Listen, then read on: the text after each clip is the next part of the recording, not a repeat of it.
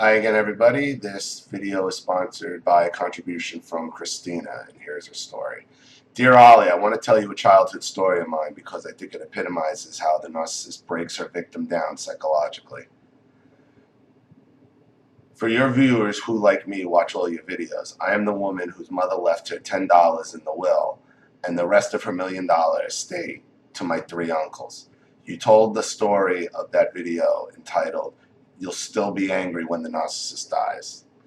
The story begins one night when I was 8 years old. My mother came into my room and caught me sucking my thumb, a habit that drove my parents crazy and for which they punished me mercilessly. When my mother came into my room and saw me, she gasped and then gave me an evil, contemptuous look. She walked out of my room and slammed the bedroom door.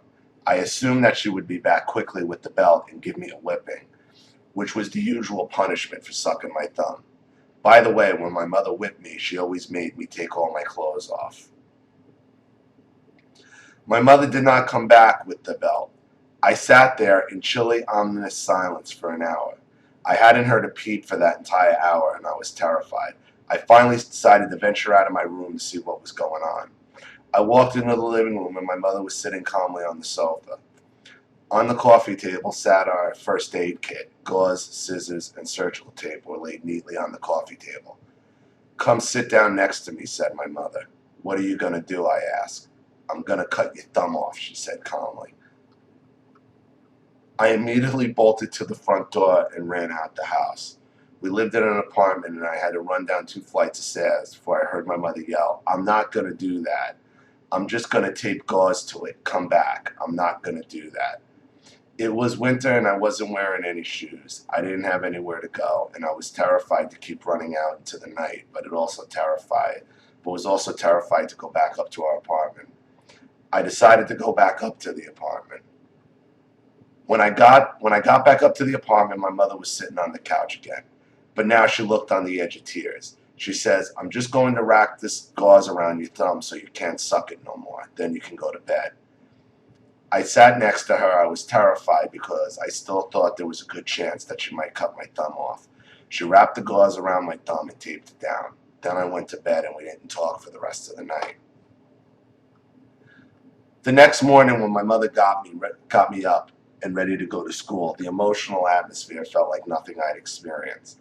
The air was like the air the night before a tornado was about to touch down, ominously and eerie. My mother only spoke the bare minimum to me. "Eat your breakfast, put your shoes on, and get your bag." She drove me to school, and before I got out of the car, she said, "After school, I want you to walk home." My school was across the street from our apartment building, and there was a crossing guard who walked the kids across the road to the apartment complex. My parents were against me coming home that way, though, so this was a very unusual request. Let me explain to you what was going on here. All right, your mother obviously was handling you sucking your thumb all wrong, and we know from the last video she's a total narcissist. The fact that she'd make you strip naked and beat you with a belt implies a sexual component anyway. But let me tell you something. When you bolted out of that apartment, your mother realized she went way too far, and she realized that she had the terror that she was instilling in you right in front of her face, and she didn't know how to handle it. And she was scared. Don't think that those tears when she was sitting there were out of guilt. They were out of fear you were going to say something. They were out of absolute fear you were going to say something and expose her. So what I think she's doing here is setting you up to be able to punish you for something that she's told you not to do and is going to gaslight you so you forget about the something, and she's going to the thumb thing, and she's going to make the incident about this now because she really was concerned that you were going to say something about that whole thumb thing. When I got home, my mother was locked in her bedroom. I knocked on the door and asked if she was there. She yelled back, "Take care of yourself until your father gets home." I hadn't seen my father since my mother taped gauze on my thumb and sent me to bed. When he got home, he was furious. He sent me to my room. He went into my parents' bedroom, and I could hear their muffled voices through the wall. It took a couple hours from the time he got home until he came into my bedroom. My father interrogated me before whipping me. I don't know how to describe it, except if you've ever seen the opening 45 minutes of Full Metal Jacket, my father was like a drill sergeant. He seemed to scream and ask a lot of rhetorical questions, whatever answer I gave. He'd jab me in the chest with his fingers and scream, "What? What? I can't hear you, you little bitch." This time he kept asking, "Do you really think your mother was going to cut your thumb off?" Over and over and over. Told you, this is what it was about. Now, okay. When I said yes, he jabbed me hard in the chest and screamed at me, "No one talks about my wife like that. No one is going to disrespect my wife like that." That went on for an hour, and then he gave me a whipping with the belt. After the whipping, I was sent to bed without dinner. Okay, you fuck. If the mother didn't want her to believe, the 8-year-old kid to believe that she was going to cut her thumb off, then what was the scissors all laid out about? Bullshit. This is a ploy to cover themselves. This is what I said was going to happen. Gaslight. They were going to gaslight this girl into thinking what happened didn't happen. And she was a piece of shit at 8 years old for fucking believing it. Horrendous. The next day, my father's demeanor had returned to normal. He wasn't angry anymore, but my mother continued her silent treatment for 6 weeks. It was right after Thanksgiving, and my mother didn't talk to me until Christmas morning. Remember, I was 8 years old. Ollie, I want people to understand that narcissists don't want to control your bodies. They want to control your mind, too. The part of me that made me run out of the apartment when my mother told me she was going to cut my thumb off is God-given fight, flight, survival instinct. It's totally normal to run away when you think you're in that kind of danger, but my parents had to torture me to the point that I would not trust my God-given fear. When you're 8, you're physically at the mercy of your parents, but my parents weren't satisfied with getting to abuse me physically anytime they wanted. They wanted to control my thoughts and even my instinctual reflexes. Yeah, they did, but that's not why your father attacked you. They attacked you over fear. They were afraid they were going to be exposed. At that point, yeah, it was a control thing. They wanted to get you under the control. But why did they want to get you under control? Because they were scared. Your mother was scared out of her fucking mind now that she had gone too far. And you were going to run out in the middle of the night at 8 years old and tell somebody my mother's trying to cut my thumb off. And then it would get into all the other shit they were doing.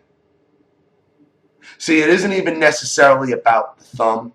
It's that it was the fact that you could be pushed to the point that you could take off and run and possibly tell somebody. It's what the control represents. The control represents them protecting their abuse and protecting their lies. You got to understand why they're trying to gain control at any given time. Your mother was absolutely horrified you were going to tell somebody. Horrified. I want your viewers to know that if they struggle with boundaries in adulthood, it's because they had entire childhoods where the narcissist systematically broke them down psychologically until they don't trust themselves or their instincts. Of course, you could get better, but it takes time. Look at what we're up against. Lastly, I want your viewers to know that I cut my parents off in 2009. My father died in 2015 and my mother died this past Thanksgiving, and the only regret is that I didn't cut them off in 1993 when I left home. Fellow viewers, if you haven't done it already, go no contact this very minute. Thank you for telling my stories and for your many videos. Thank you for your viewers for listening to this story. Best wishes, Christina. She's absolutely right. This is why no contact is the only way. But even Christina, I don't think understands why her parents did what they did there. Why they were seeking control. See, in that moment when she came back and her mother was on the verge of tears sitting on the couch like that, she was terrified. She was terrified like, oh shit, I pushed this too goddamn far. That's why she had to go through this whole intricate thing into the next day. Let her go to sleep. Let her get a little confidence back. Let her think it might be okay. And then the next day, I'm going to start again with the silent treatment. And then I'm going to give her specific directions.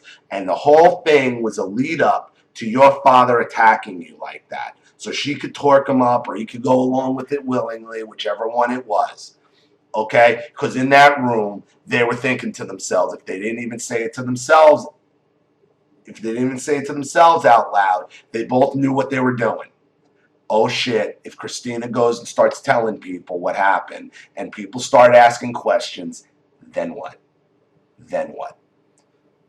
So that's why your father made it into you're the bad guy for thinking at 8 years old. When your mother lays out surgical tools and tells an 8-year-old they're going to cut your thumb off when she stripped you naked and beat you with a belt for it in the past, you got to figure out why. Why it happened like that. Were they really just trying to get, sadistic control over you at that point? No. They were using their sadistic control to protect themselves. Always, always, in any of your stories or any of your memories, don't just write it off to, well, it's control. Get to the why.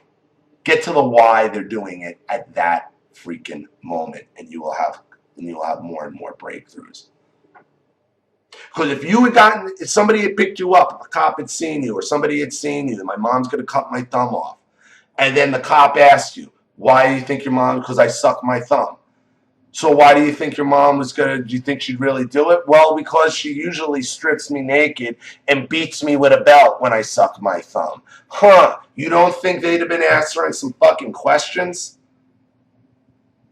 That's why your father did that. That's why your mother did that the next day. It was all a plan. It was all a plan.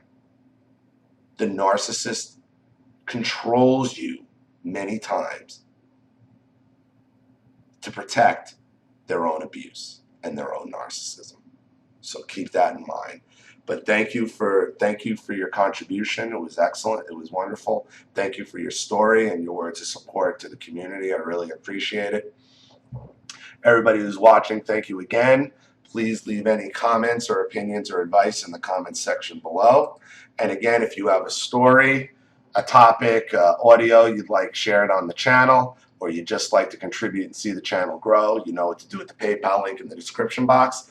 I will have the video right back to you. Zolly Matthews, thank you for watching. See you all again soon. Take care.